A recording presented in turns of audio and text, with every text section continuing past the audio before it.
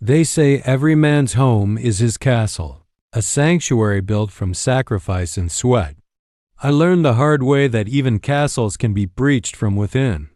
My breaking point wasn't a shout or a slammed door. It was the quiet, metallic gleam of a man's luxury watch, resting on my nightstand where it had no right to be. A Patek Philippe. I'll never forget the brand. It was ticking, a smug, rhythmic sound that seemed to mock 28 years of my life. In that moment, the man I was the trusting husband, the patient builder died, and something else took his place. My name is Daniel. I'm 54 years old, and what I did to the woman who shattered our life and the man who helped her wasn't just revenge. It was a systematic dismantling. A year later, she's still sifting through the rubble, and he's a permanent resident of my rearview mirror. This isn't a story about anger. Anger is a fleeting fire. This is about the cold, calculated resolve of a man who spent 3 decades building something with his own hands, only to have someone try to knock it down with a sledgehammer. I didn't get mad. I got even. And then I made sure there was nothing left to get even for. I'm sitting in the home I designed and built, board by board, wire by wire. The scent of sawdust and polish is the scent of my life's work. This isn't just a structure. It's my autobiography in oak and drywall. Every groove in the hardwood floor tells a story of my sons learning to walk, of Christmas mornings, of a life I believed was unshakable. And until that random Thursday, I believed I was sharing this sanctuary with my soulmate. I was wrong about everything. Some foundations, once cracked, can never truly bear the same weight again. Lisa and I met when the world was all potential and cheap beer. She was a force of nature, with a laugh that could cut through a bad day and eyes that promised adventure. I was a young contractor with calloused hands and a dream to build things that lasted. We were a perfect, chaotic fit. Our wedding was small, held in her parents' backyard, but it felt like the center of the universe. We danced under string lights, making plans that stretched into a future we were certain we owned. I founded Stonecraft Builders with a single beat-up truck and a loan. I was terrified I couldn't pay back. Lisa believed when the bank was skeptical. She packed my lunch, kissed my cheek, and sent me off to conquer the world, one subcontractor at a time.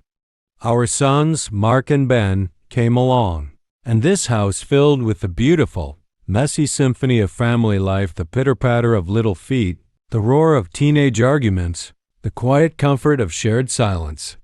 I worked 80-hour weeks, not because I had to, but because I was building a legacy for them. Every wire I ran, every beam I set, was for them. I truly believed our hardest days, the financial scares, the sleepless nights with sick kids, were behind us. We had arrived. Then, the atmosphere began to change. It was subtle at first, a shift in the barometric pressure of our marriage. Lisa became distant.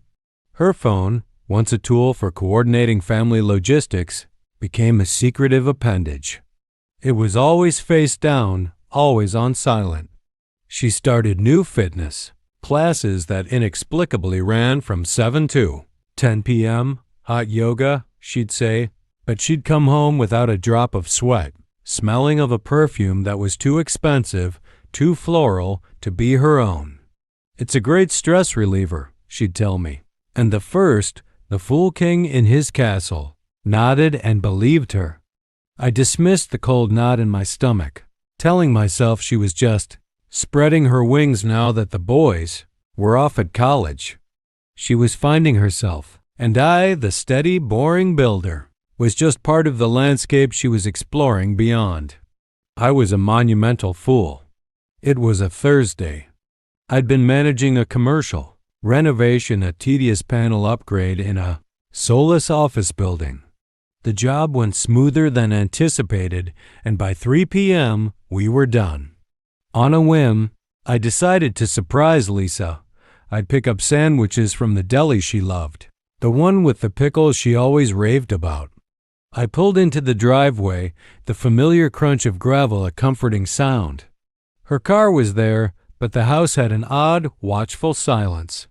Not the quiet of an empty home, but the heavy, waiting silence of a held breath. A primal unease crept up my spine, the kind you feel just before a storm breaks. I walked through the living room, past the gallery of family photos that charted our history, and that's when I saw it. A glint of silver and rose gold on my nightstand. A watch, a man's watch. It wasn't mine. The reality of it didn't just dawn on me. It detonated. My legs simply stopped working. I collapsed onto the edge of the bed I'd built with my own hands. The bed where we'd conceived our children, where we'd weathered storms and celebrated joys. My heart wasn't just pounding. It was a frantic, caged animal trying to beat its way out of my chest. The smug ticking of that watch filled the silent room. How many times had he been here? How long had this been happening right under my nose, in the one place I believed was sacred? The initial wave of rage was a white-hot inferno. I wanted to tear the room apart, to put my fist through the wall. But just as quickly, a colder, more calculating current cut through the fire. Emotion is a liability. If I confronted her now, without undeniable proof, she would lie. She would gaslight me. She'd call me paranoid, insecure, and she might even make me believe it. And in the cold, hard eyes of divorce court, a broken heart is worthless. They deal in assets and evidence. Without concrete proof of her affair, the life I'd built, my business, my home, my retirement, could be torn in half and handed to her as a reward for her betrayal. I had to be smarter than my pain. With hands that trembled not from fear, but from a focused, terrifying fury, I left the watch exactly where it was. I didn't touch a thing. Then I called my brother Mike, a tech consultant, a problem solver. "Mike," I said, my voice eerily calm, "I need your help. I can't explain over the phone." He was at my door in 20 minutes. No questions asked. I told him everything. He didn't offer pity or platitudes. He just nodded, opened his duffel bag, and got to work. We spent the next 2 hours installing tiny, discrete cameras in the living room, the hallway, the front entry.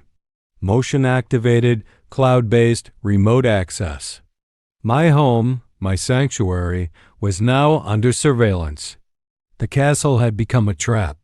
The next 48 hours were a special kind of psychological torture. I had to sit across from Lisa at dinner, chewing food that tasted like ash, making small talk while my phone sat in my pocket like a live grenade. She kissed my cheek, asked about my day, and all I could see was the phantom image of that watch on my nightstand. I was an actor in a play where I didn't know the lines, dying inside with every passing minute. Then, on the second day, my phone vibrated. Emotion alert. Front door camera. My mouth went dry. I opened the live feed with a sense of grim finality. And there he was. A man I'd never seen before, walking through my front door like he owned the place. He was younger, maybe early 30s, dressed in the kind of casually expensive clothes that scream new money. Lisa greeted him not with a polite hello, but by wrapping her arms around his neck and kissing him with a passion I hadn't seen from her in a decade. It wasn't a peck. It was a claiming.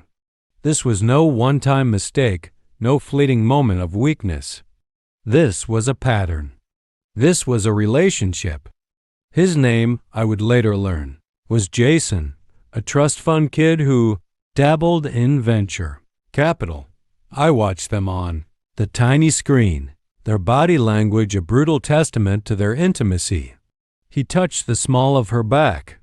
She laughed at something he said, tilting her head in a way I remembered from a lifetime ago. They moved toward the stairs, and I knew with a sickening certainty where they were headed. I told my foreman there was a family, emergency the understatement, of the century, and left the job site. The drive home was a surreal nightmare. I propped my phone on the dashboard, the bedroom camera now active, broadcasting the destruction of my marriage in high-definition clarity. I watched them. I made myself watch. What would you have done in that moment? Would you have looked away? I didn't. I absorbed every second, letting the poison fuel the cold fire in my veins. I pulled into my driveway, the engine noise swallowed by the roar of blood in my ears. I could hear them from the porch moans, laughter, the rhythmic creak of my bed springs. I climbed the stairs, each step a deliberate, heavy beat in this final act.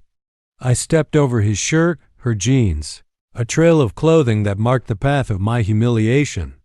I paused outside the bedroom door, listening to the sounds of my life being erased. Then I pushed the door open.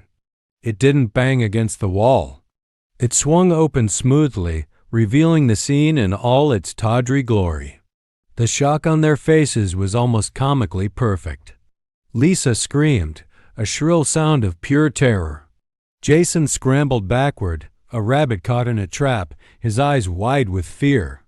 Something in me, something primal and long dormant, finally broke its chains. I was no longer Daniel the builder, the husband, the father. I was pure, unadulterated consequence. I didn't say a word. Words were for civilized people, and this was beyond civility. I crossed the room in 3 strides, grabbed Jason by his arm, and threw him from my bed. He crashed onto the floor with a satisfying thud.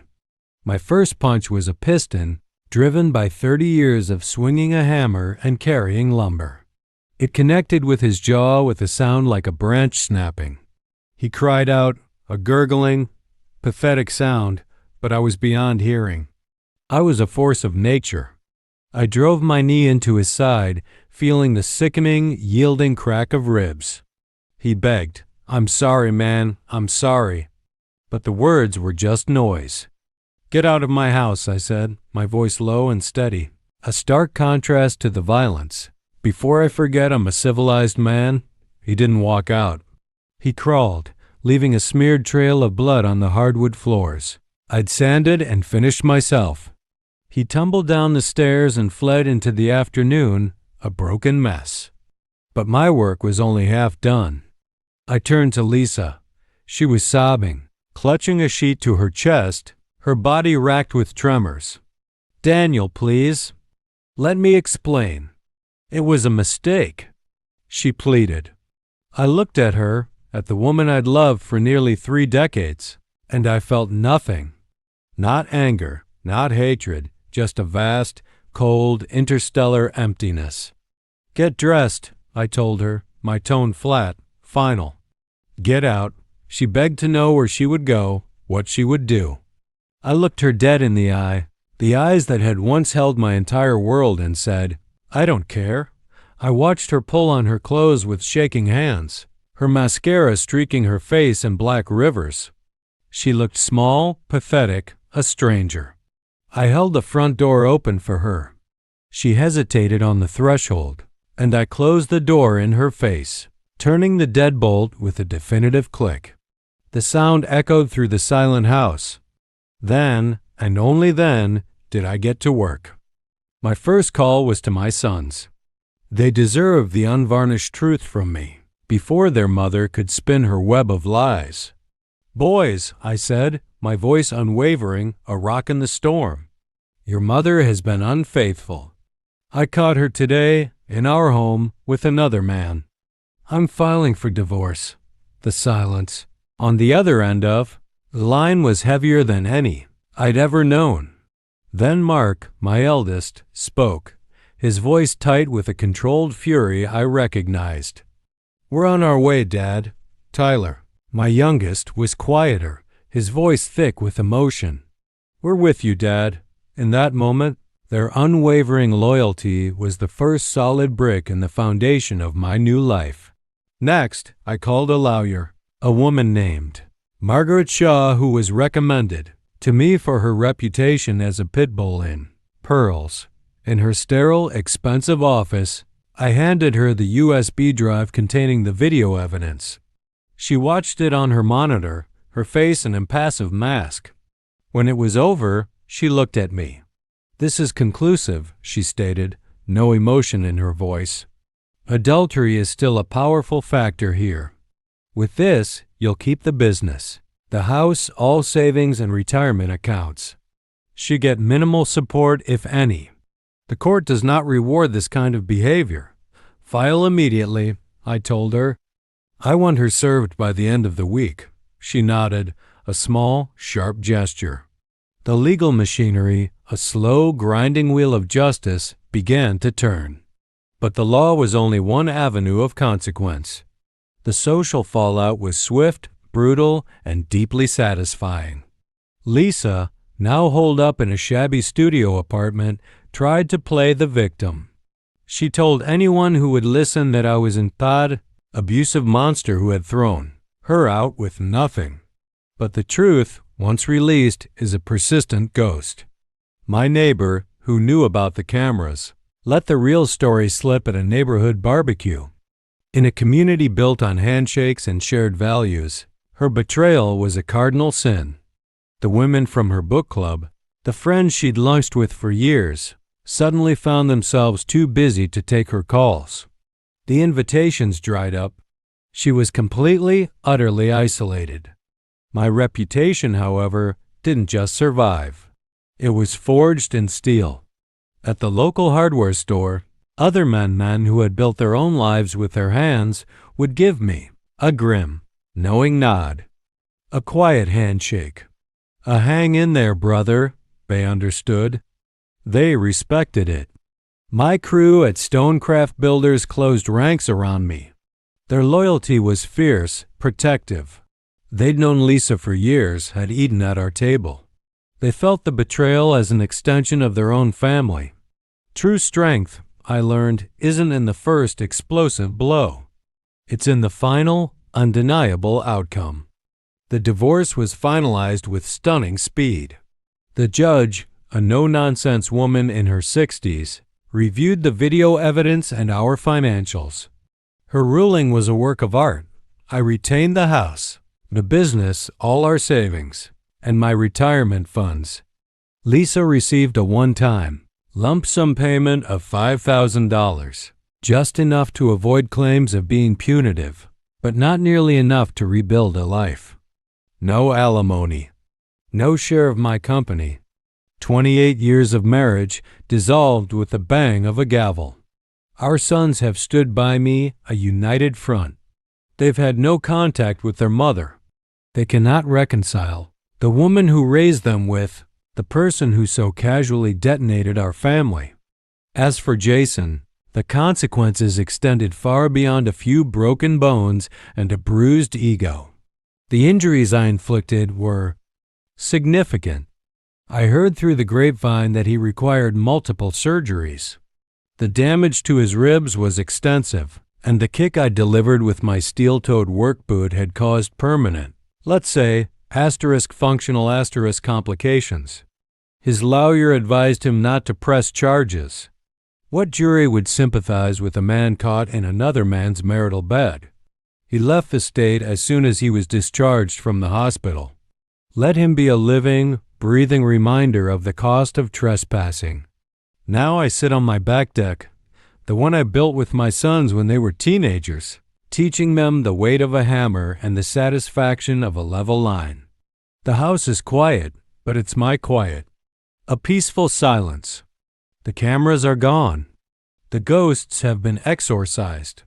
Mark and Ben come over every Sunday for dinner. We grill steaks, drink beer, and laugh. Real, genuine laughter. We've moved forward. Lisa's life is a pale, shrunken shadow of what it was, a direct consequence of the choices she made. I look out at this life I built, this fortress, and I feel a deep, unshakable peace. She tried to break it, but she only proved how strong the foundations really were. And in the end, I didn't just win the divorce. I didn't just get revenge. I ensured there was absolutely nothing left for her to claim. If this story of betrayal and rebuilding resonated with you, if it reminded you that sometimes standing your ground is the only option, then do me a favor. Please give this video a thumbs up and share your own thoughts in the comments below. Your engagement helps the channel winds of thought reach others who need to hear these stories. And if you're new here, don't forget to hit that subscribe button and turn on notifications. I'll see you in the next story.